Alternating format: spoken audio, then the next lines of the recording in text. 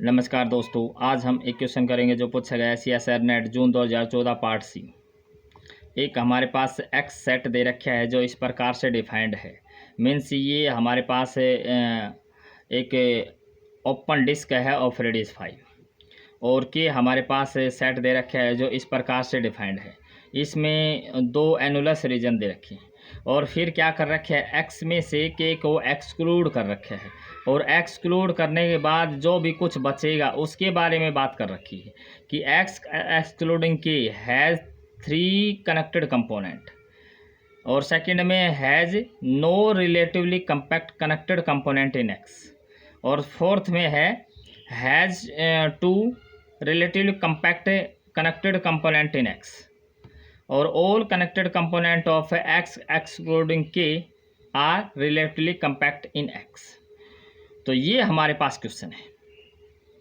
अब हमें ये पता होना चाहिए कि कनेक्टेड कंपोनेंट क्या होता है, रिलेटिवली कम्पैक्ट सेट क्या होते हैं। तो अगर ये बातें हमें पता है तो इस क्वेश्चन में कुछ भी नहीं है।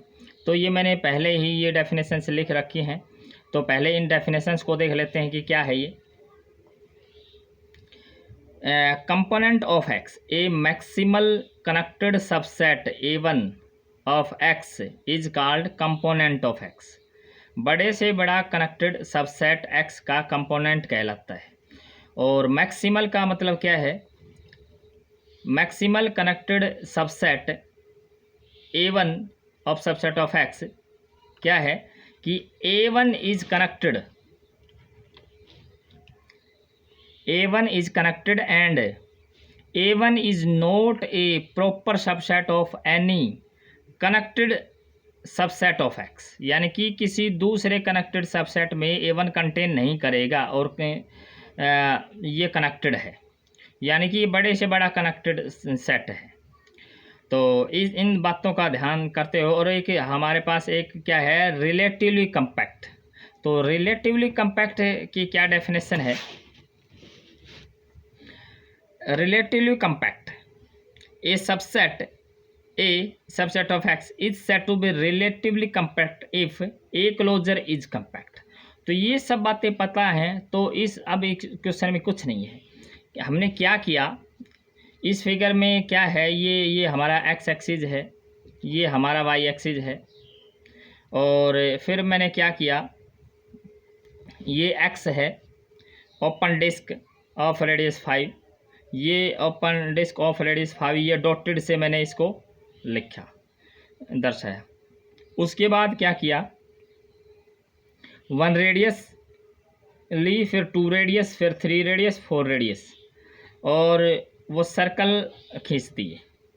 फिर हमने एनुलस रीजन बना दिया कि 1 से और 2 तक का, यहाँ से यहाँ तक का 1 से यहाँ तक का 2, फिर यहाँ से यहाँ तक का 3, यहाँ से यहाँ तक का 4 और यहाँ से यहाँ तक 5।